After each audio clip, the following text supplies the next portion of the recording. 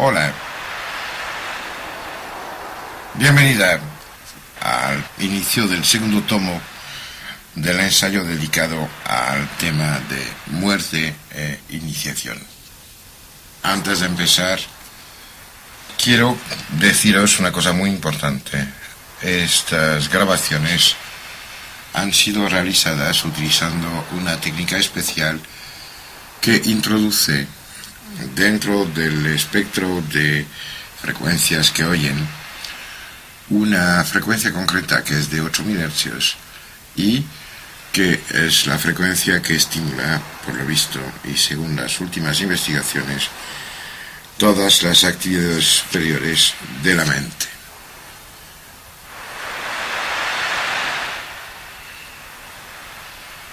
Frente al resto de los miembros de la gran comunidad de lo vivo,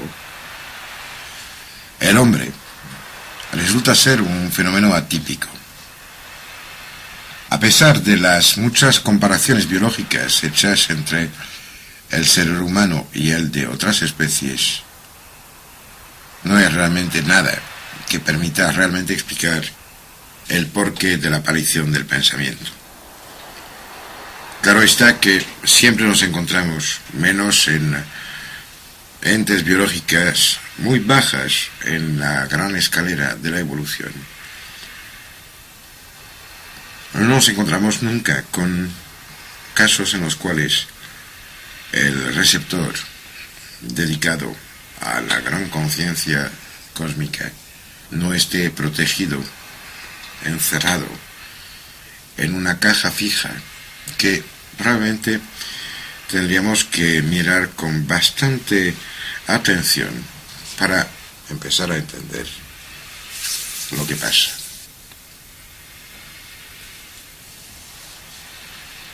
El cerebro es el único órgano que no tiene posibilidades de crecimiento. Ya sé que durante muchísimo tiempo se ha dicho que las neuronas no se reproducen y que por lo tanto el hecho de que el cerebro esté contenido por una caja ósea, el cráneo, es algo normal, pero ya se sabe porque se ha conseguido hacer crecer neuronas experimentalmente en laboratorios que todo esto no es cierto, lo cual, entre otras cosas, permitiría a lo mejor entender el porqué de tantas cabezas ahuecadas que se han encontrado en yacimientos arqueológicos, cual datación a lo largo de una historia humana que cubre varios miles y miles y miles de años. Están presentes en todos los museos del mundo. Por algo será que hombres en unas cuevas, utilizando útiles de piedra, hayan abierto la cabeza del vecino, del prójimo, del hermano, del marido, del hijo, del padre. No una vez, sino en ciertas piezas que tenemos 2, 3, 4, 10 veces. No murió el paciente, ya que se puede ver sobre la calavera de la cual disponemos que sobrevivió a la operación. Algún motivo hay, alguna cosa. En mi biblioteca, delante de los libros que más quiero, hay una pequeña pieza de esteatita en la cual se ve un personaje simbólico con un pájaro que le pica la cabeza. Debajo de este personaje existe una representación extraña, que es un dibujo lineal, conocido desde unos pocos años por unas cuantas personas un poco curiosas, y que parece ser que representa un diablo, el diablo Pazuzu. Pertenece al mundo arquetípico de los poderes opuestos al ser humano, cual origen se puede buscar al este del creciente fértil. Dentro de esta dinámica, parece ser que Existe, al mismo tiempo que la apertura, la posibilidad de beber a una fuente inagotable de saber. Existen simultáneamente unas fuerzas terribles, opuestas, fuerzas que intentan disolver, separar, abrir en dos, cortar, aislar esos componentes de la conciencia universal hacia la cual, bien o mal, rápido o lentamente, todos estamos yendo. Quiero hacer una pequeña paréntesis antes de seguir, y es para aclarar el sentido de muchas palabras que se van a emplear ahora. En la época de la Magna Grecia, amén de existir unos procedimientos de expulsión que atañaban a los que por un motivo u otro resultaban indeseables dentro del clan, de la tribu, de la microsociedad correspondiente a las ciudades-estados características de esta época. Y lo que se hacía es que entonces se tenía aún conciencia que el nombre tenía poder real. El que puede pronunciar el nombre de algo tiene poder sobre este algo. Últimamente, los trabajos de Korzybski sobre semántica general apuntan en la misma dirección. Pero entonces se hacía una cosa. Cuando alguien, por un motivo u otro, se tenía que ir porque era intolerable dentro de la estructura de sobrevivencia que representaban esos conjuntos humanos, se escribía su nombre sobre una teja, un trozo de barro, inicialmente cocido con el sol y posteriormente en un horno. Se rompía este trozo, se esparcían los trocillos resultantes por el campo rodeando las fronteras de la ciudad-estado. Este acto se llama el ostracismo, y de ahí nos viene extrañamente el nombre de las ostras, porque el ostracos griego, este trozo roto, tan parecido a lo que desde fuera se ve de este molusco, ha sido el origen de los comportamientos de exclusión. En esta época, estaba diciendo, también existía un pacto entre ubicaciones diferentes de ciudades-estados. A veces hacía falta establecer unas colecciones, sea por comercio, por interés de guerra, por amistad y, ¿por qué no?, por amor. Para no tener el problema de escuchar a alguien que mentía, uno de los procedimientos más sencillos era de coger algo, un trozo de pergamino, de corteza, o un plato. Imagínese, pega una hostia en un plato, se rompe en 3 trozos y da cada trozo a una persona. Imagínese que para saber si alguien viene de parte de uno de los dos otros, basta que venga con el trozo, porque juntándolo con el que uno tiene, se da cuenta que coincide perfectamente. En griego esto se dice símbolein, símbolo, reunir lo separado. Y al opuesto radical de esto está precisamente el ostracismo, lo que decía antes, se romper en 1000 pedazos, que nadie puede reunir nunca, separar definitivamente. Y esto se dice diabolein. Cada vez que hablen de diablo, o que oyen diablo, o que se acercan a este concepto, acuérdese siempre que diablo es separación y símbolo, reunión. Estamos hoy hablando de los caminos que abren sobre todas las tierras. Estamos hablando de las puertas que abren sobre todos los sitios del universo, y nunca jamás de las que permiten entrar, a pesar de que parezca un palacio, en los callejones sin salida, que son todos los diabolismos. El cerebro humano es una novedad absoluta.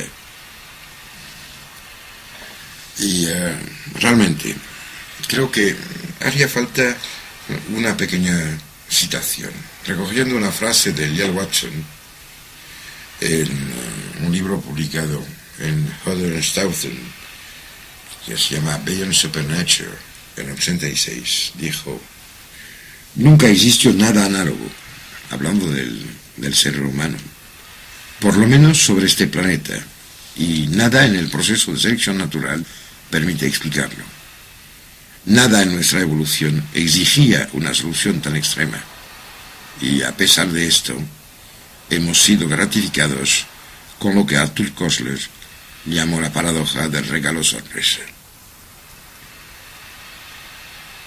Es increíble el hecho de que nadie tenga en cuenta que sus angustias de conocer, su sentimiento de pequeñez, la intuición de ignorar, depende, en primer grado, de la capacidad opuesta. Es la sombra de Dios que se expande sobre los hombres y que hace que se den cuenta de lo que tendrían que ser y que malamente traducen con tristeza como tendría que ser la pista del sol, el camino de la alegría. Volviendo al tema inicial de este ensayo, las catástrofes que provocaron esta adaptación prodigiosa que moldeó el sitio en el cual se desarrolló lo que ahora somos. Es importante decir que al plantear el posible origen traumático de lo que acabaría siendo el instrumento biológico, el soporte de la conciencia, esto acarreó una infinidad de consecuencias, una infinidad.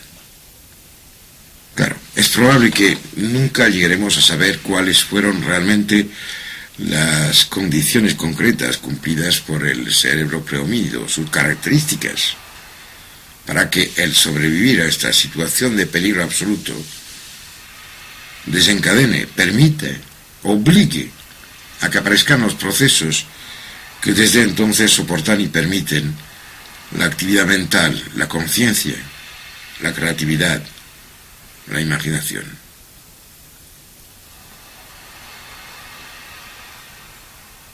Todo parece apuntar hacia la existencia de una metafuente universal de saber, una especie de flujo cósmico de conocimiento, frente al cual el desarrollo orgánico del instrumento capaz de captar, recibir y procesar lo que llega de la medida de los conocimientos susceptibles de adquisición, y también permite entender que las modificaciones inducidas en el medio ambiente, en el mismo organismo, sean directamente dependientes de la calidad, de la precisión, de la intensidad y de la continuidad de tal información.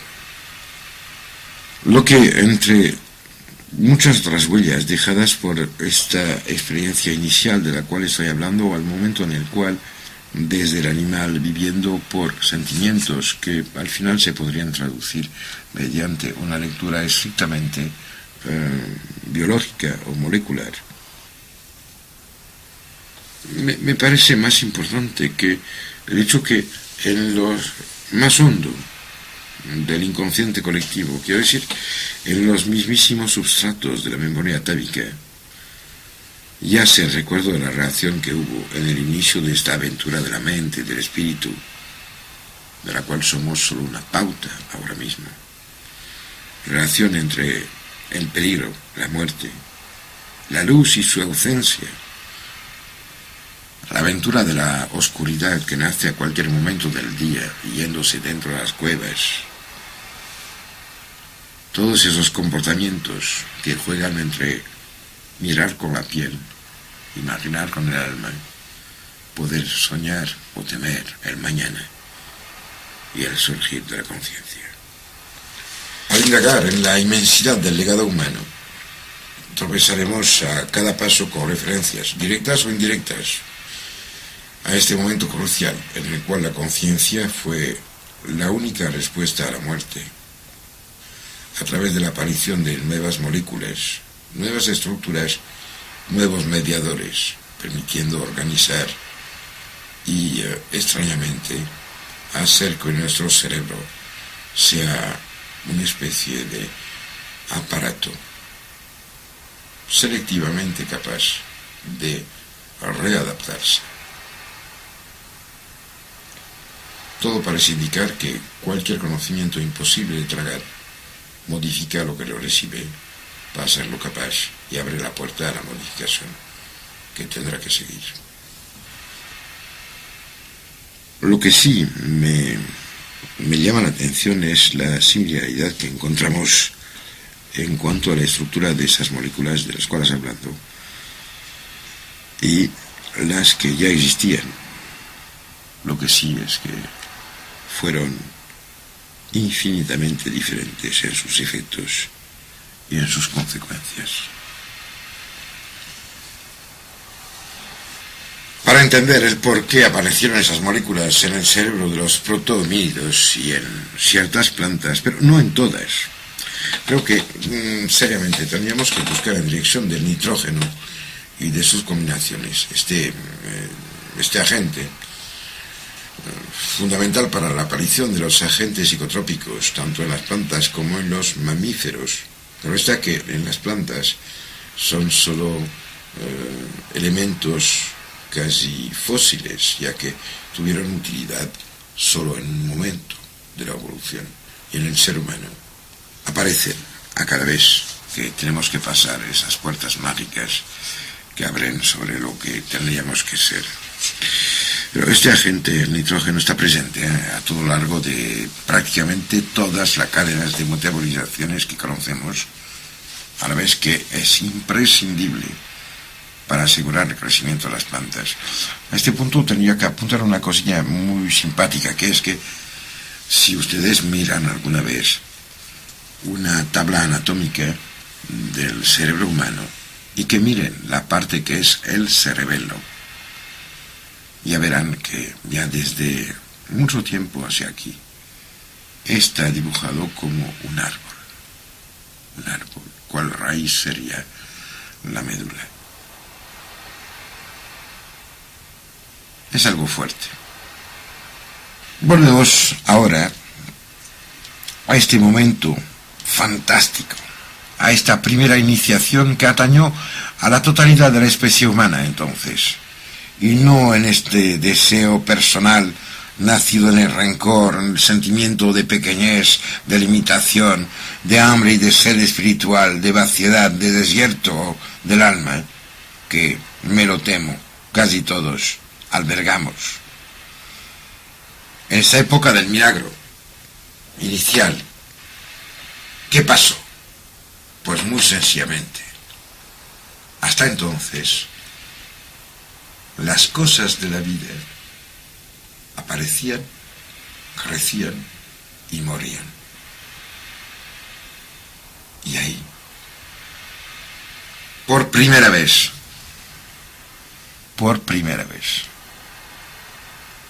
hubo unos que se murieron y volvieron a vivir. O sea que todos morimos, pero parece ser que desde la gran noche, la noche de las noches, unos cuantos mueren varias veces y reviven. Yo no sé lo que pasó con el primero protohomínido, este ser ambiguo entre el resultante de la conservación del océano primordial y aparición de la conciencia que no depende ya de a dónde se encuentra o esté contenida. ¿Qué pasó con este primer abuelo, padre fundador, que volvió en sí después de conectar con la fuente eterna de luz, de amor y de sabiduría. ¿Qué pasó ahí? ¿Qué encuentro increíble tuvo con esta fuente, cual cara nadie conoce ni puede imaginar antes de acercarse a ella por el primer beso de eternidad? Entonces nació el concepto de Dios, que fue evidentemente la diferencia entre el proyecto y la obra acabada. No os puedo decir exactamente, ni creo que nadie tenga datos que permita saber si el cariz de esta experiencia fue un espanto o un éxtasis.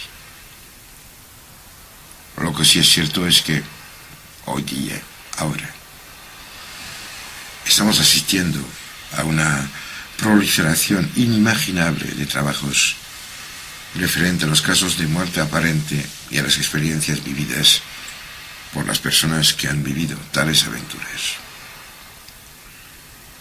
El contenido de sus relaciones pone casi en juicio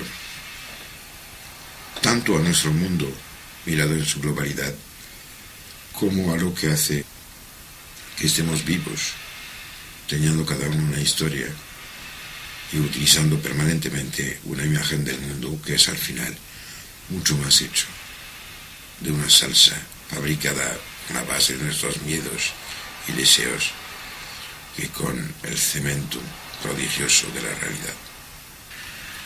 No hace falta recordar a nadie, y espero que a ninguno de ustedes, los innumerables libros sobre este tema, que sean los más conocidos del Dr. Moody o de Delmar Moss, añadiéndole el sinfín de publicaciones de otros investigadores, honestos o no, al respecto. Al final, creo que los que mienten solo son capaces de mentir copiando la verdad, en este campo concretamente, con lo cual, por una vez, no me cabrearé con los que mienten. Antes de acabar, dos datos importantes. En un informe hecho por la empresa Gallup en Estados Unidos, trabajo repetido 4 veces en los últimos 10 años, ha salido una media matemática que dice que 3 americanos de cada 10 han tenido alguna que otra experiencia cercana a la muerte. En cuanto a mí, sobre las decenas de miles de personas con las cuales he hablado en los 30 últimos años, la proporción es incluso mayor de los que han vivido de una u otra manera esta experiencia en la cual, al perder la limitación egoísta de su persona, se han acercado a la luz prodigiosa y eterna del gran ser del cual creo que somos solo salpicados en un momentito pequeño y una historia gigante. Hoy día la información circula, pero tenga cuidado. Si lo que reciben lo encierran, morirá. Para que las cosas, los conocimientos y la vida tenga historia y tenga tiempo, hay que abrir las puertas, todas las puertas, sin ninguna excepción.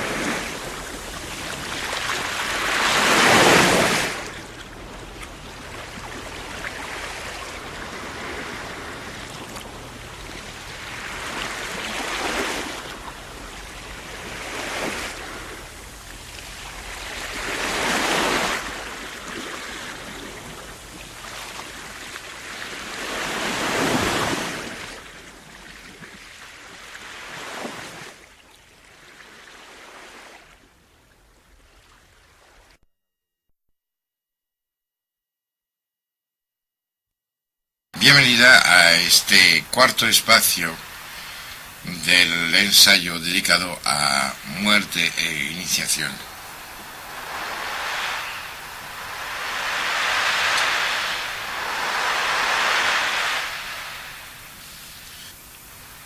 Estábamos hablando de la infinidad de casos últimamente reconocidos y estudiados de fenomenologías cercanas a la muerte.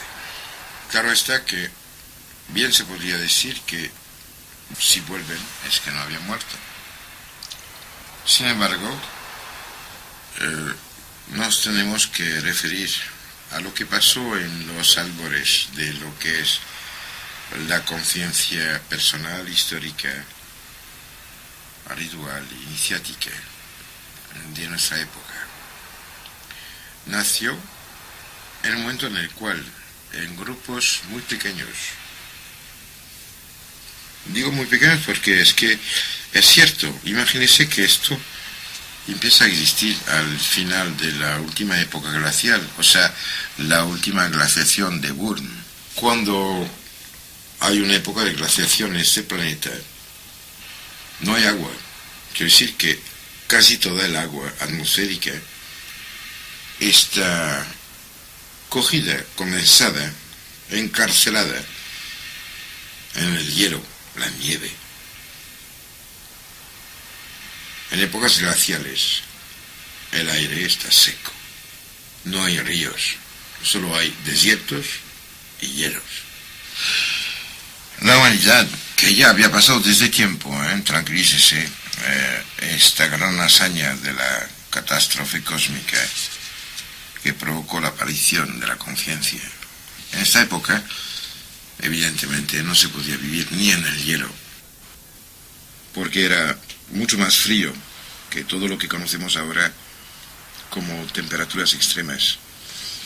Y tampoco podían vivir en las zonas secas porque eran desiertos temibles, azotados por vientos infernales, capaces de acabar con cualquier coraza de piel, cualquier cobijo y cualquier resistencia. ¿Dónde estaban entonces nuestros ancestros? ¿Y qué hacían para poder mantenerse en vida sin recaer en un estado de inconsciencia parecido al que era el suyo antes de la noche de las noches? Y aquí una paréntesis. Fue probablemente entonces que empezó a desarrollarse la capacidad de actuar de manera interactiva con la materia, el inicio de esas facultades psicocinéticas que fueron casi imprescindibles entonces. Fin de la paréntesis. Estaba diciendo que en la época en la cual la humanidad está desarrollando los primeros rituales, dándose cuenta que los rituales son una huella de experiencias tenidas por gente que no ha seguido ningún tipo de plan, ningún tipo de proyecto inicial, ningún tipo de conformación, ¿no? No son fieles a nada, son heréticos totales, son ajenos al conocimiento vigente, son extraños al poderío de las cosas que tienen que ser. Son la gente que se quema, son los Giordano Bruno de hace 100.000, 200, 500.000 años, más, sin ningún límite hacia atrás, y son capaces de imaginar lo imposible. Llámeme, porque aún ahora no he encontrado a nadie capaz de soñar lo que no podría ser. En esos entonces, ¿qué pasaba? Pasaba que el frente de los glaciares, retrocediendo cada día, cada año, iba haciendo nacer en las tierras de sedimentación unas cuevas. ¿Por qué? Porque el agua funde las cosas que se pueden disolver en ella y que el agua dibuja en la materia del planeta caminos parecidos a los que la vida dibujó en nuestras células. Acuérdese que las células conservan ferozmente una memoria del mar primordial. Creo que los rituales hondos los que han hecho bajar en épocas en las cuales era casi imposible y por lo menos muy difícil de ir adentrándose en esos recovijos, en esas curvas y pasillos oscuros de las cuevas terribles, porque a pesar de que hoy las visitemos con luces eléctricas, imagínese qué pasaría si la tormenta los ponía a refugiarse en una abertura del monte y que por uno u otro motivo se adentrasen hacia las entrañas del planeta.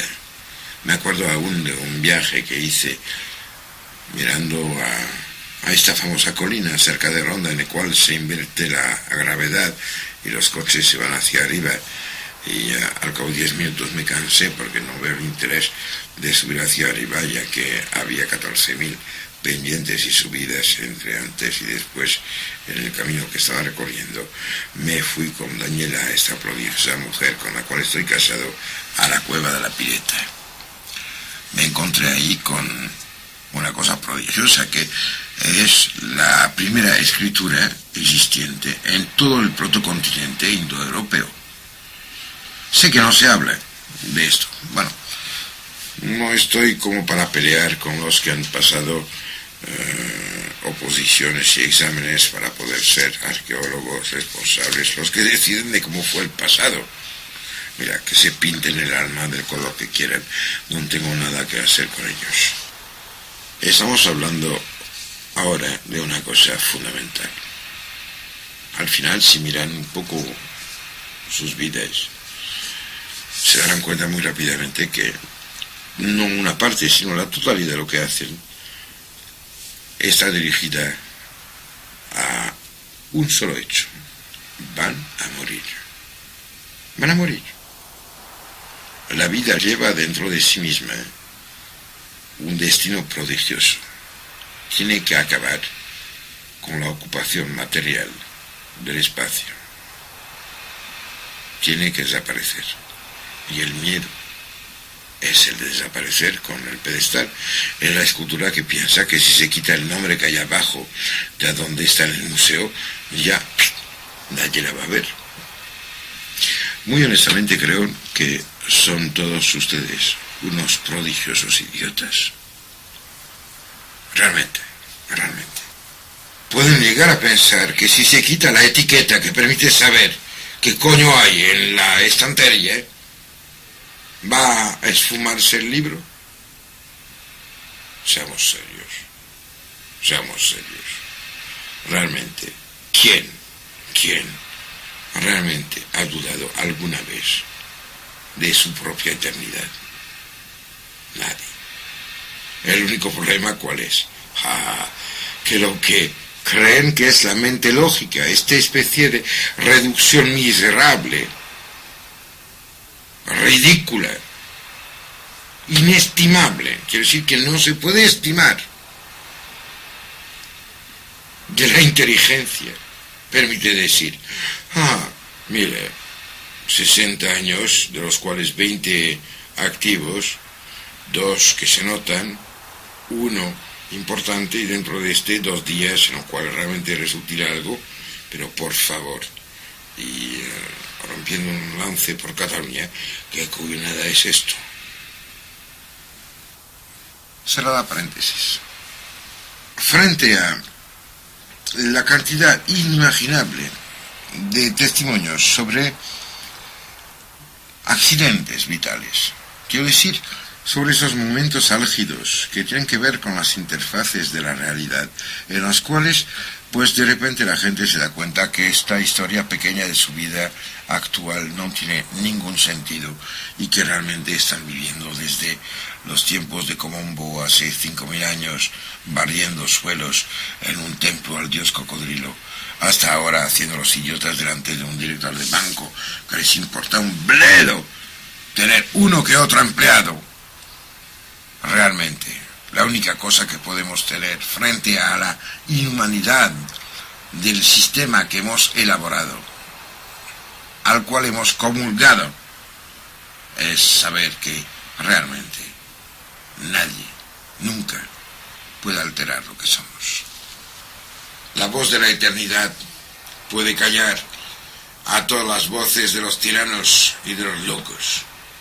Ya sabe, no se trata de decidir o optar por una u otra de las teorías que nacen de las investigaciones hechas desde unos 25 años ahora, con honestidad. No es esto, sino que es considerar lo que ponen todos los series de relieve. Lo que realmente me parece muy importante es la increíble similitud de las descripciones que nos hacen los actores, los que han vivido esas experiencias cercanas a la muerte. Las situaciones, las imágenes que nos cuentan, son prácticamente las mismas en todas partes del mundo.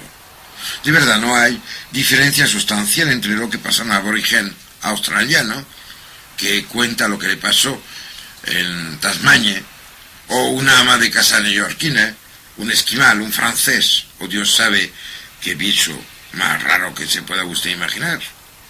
Todos, sin ninguna excepción, reflejan en sus testimonios unos pasos idénticos, no sometidos a su cultura particular, ni a su estima de referencias religiosas.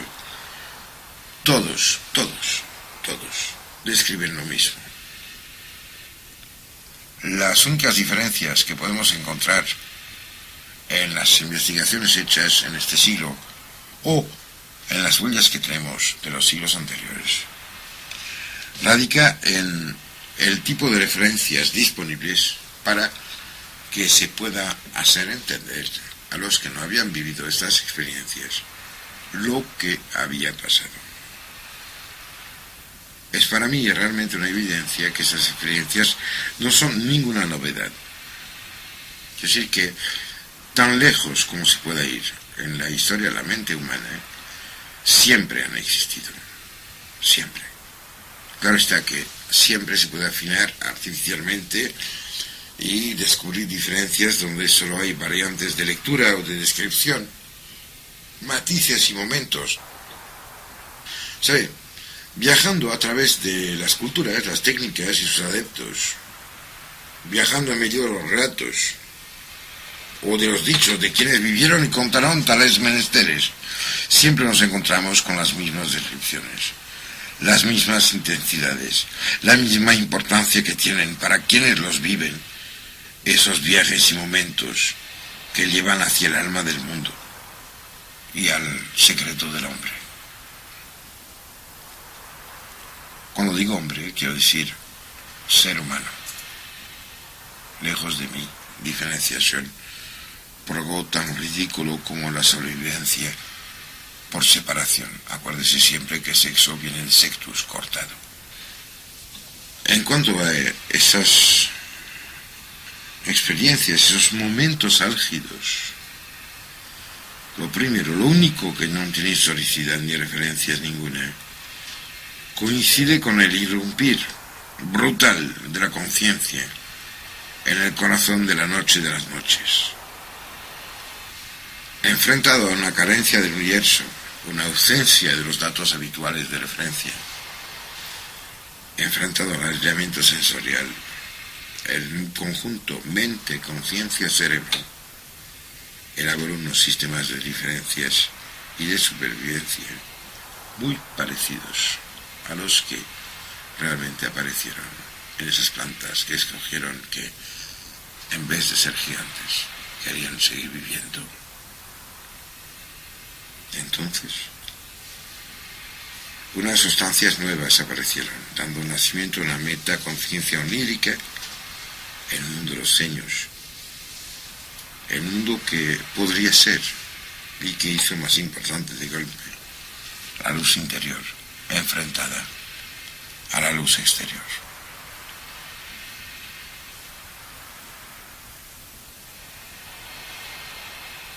A este propósito, quisiera apuntar que el concepto de sueño, quiero decir, el sueño con todos sus contenidos, no la ausencia del tiempo de actividad sensorial consciente, está casi exclusivamente conectado con la vista como experiencia sensorial. Quisiera apuntar también que la vista depende de la luz y que a su vez las sustancias elaboradas por la epífisis son fotodependientes, acuérdese. En la última síntesis estábamos hablando del increíble parecido que había entre lo que fabricamos para saber qué somos y lo que las plantas hicieron para seguir siendo lo que eran. La cosa es que las plantas perdieron dimensión y nosotros ganamos conciencia. El recuerdo de esta luz interior, combatiendo con la oscuridad exterior, se puede realmente encontrar en todas las culturas, todas las tradiciones, todas las religiones. Basta con apuntar hacia los rituales de oscuridad vivida, soportada y aguantada, durante a veces un tiempo que sobrepasa el mes.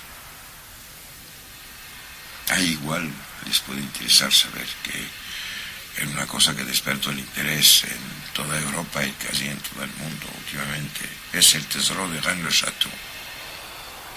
Lo único que realmente está en juego es una afiliación sin parar desde la lejanía del tiempo de un tipo de iniciaciones en las cuales los hombres jóvenes se metían en una cueva por un tiempo de 28 días, una luna entera, en la oscuridad total, hasta desconectar prácticamente su epífisis de las reacciones y comportamientos habituales que tenía, hasta llegar al momento en el cual fueran capaces de captar otras luces que las de las estrellas, del sol o del fuego, hasta el momento en el cual se daban cuenta de que las luces íntimas, este espacio prodigioso en el cual los milagros interiores aparecen, era un sitio, una diana universal en el cual el conocimiento cósmico viene a apuntar y a clavarse, dándose cuenta que no se puede transmitir nada a nadie que no haya vivido lo mismo, dándose cuenta que entre iniciados el silencio es la regla, porque solo se habla con los que aún no lo son. Y por eso estoy grabando estas cintas. En Rennes le Château hay un sitio muy concreto, y a pesar de que no tengo ninguna intención de fomentar un turismo que odio, les tengo que señalar que no se vaya a Rennes le Château, vaya al Puig de Bugarach. Ábrese la mente, abre su corazón, olvide quiénes son. Deja que vuelva a surgir quién fue el abuelo tan lejano en la lejanía del tiempo del cual están insuidos. Deja que él le diga. Deja que le diga dónde se abría la cueva prodigiosa, en la cual entrándose, quedándose una luna, alguien descubría por fin el sol que luce dentro de cada uno de nosotros. ¿Sabe?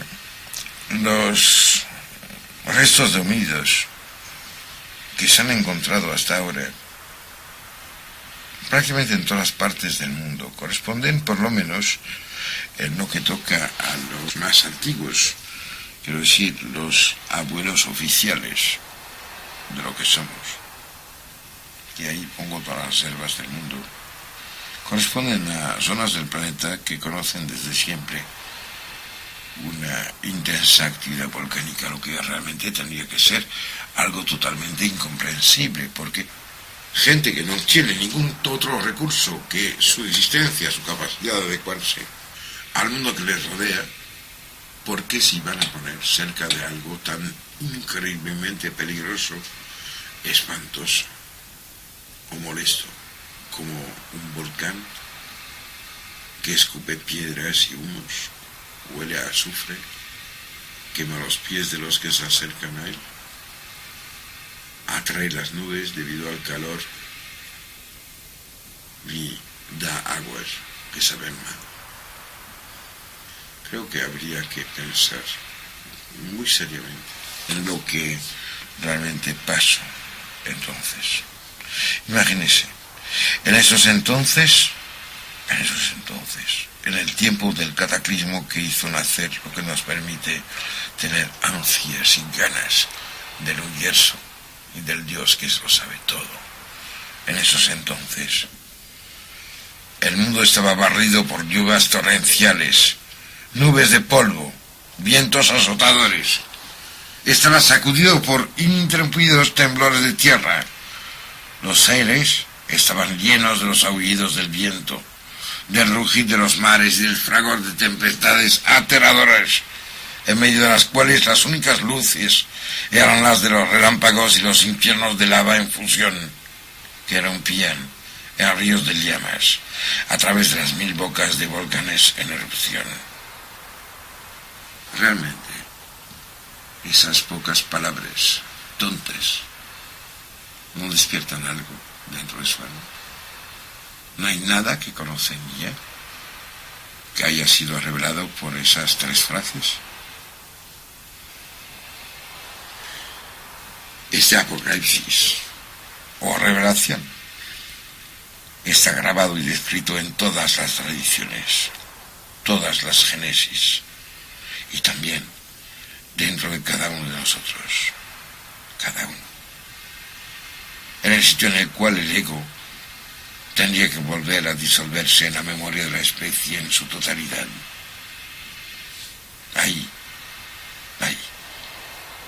es donde hay que buscar el origen de los símbolos infernales, los miedos fundamentales que hacen que vivimos lo más habitualmente, llevando el peso de una culpa que realmente nunca, jamás tiene que ver ni ha tenido con algo que hayamos hecho. No somos culpables de nuestros padres. Y además de esto, otro dato muy brutal es el siguiente: solo se teme lo que se conoce. Quiero decir que todo lo que hay que resolver antes del momento cero de una iniciación quiere decir iniciar, empezar, es tratar con su propia pesadilla, el universo increíble de los miedos que llevan desde siempre.